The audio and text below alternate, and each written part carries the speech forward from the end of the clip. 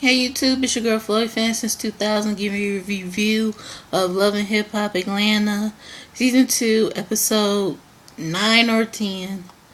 I'm going to start off with each character like I always do.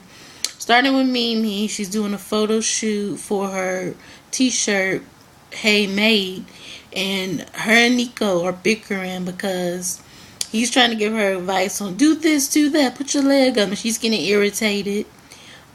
He gives her a watch, and she's like, well, wait a minute, you should have figured out what I like before you just bought it. He's like, yours is all kitted up with diamonds, and mine is just plain, no diamonds, no nothing.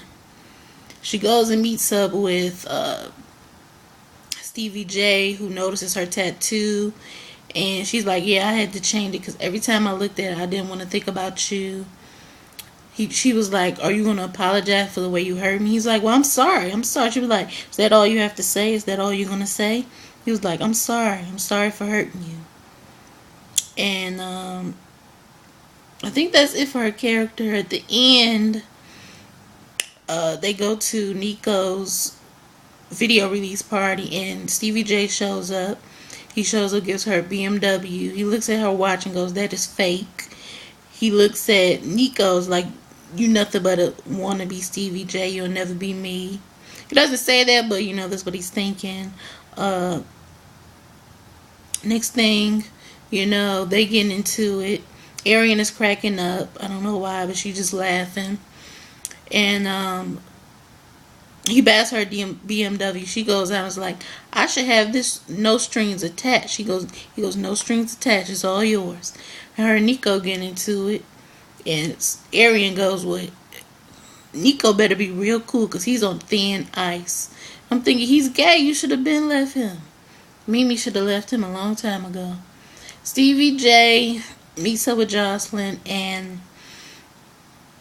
Jocelyn's like, I don't want to be with you no more. I want to do my own record deal. He goes, there's no record deal. There's no international record deal. And in a confessional, he says, oh, I'm just lying and saying this just so she'll act right. She goes, there's no record deal. Why? Because I won't sleep with you no more? Is that why there's no record deal? Did you tell him not to give it to me? Because me and you ain't on good terms? And then later on, Stevie J meets up with Arian. And Arian has this scarf on.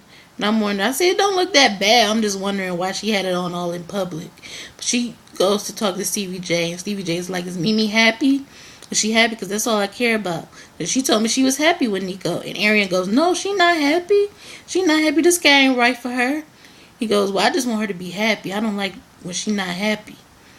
And Arian goes, well, you hurt her so bad. And she starts crying. I'm thinking, why is she crying like that? I mean, I know that's her friend, but she has no reason to really cry. She starts crying, breaking down. You hurt her so bad, and I got to sit up there and watch her get hurt.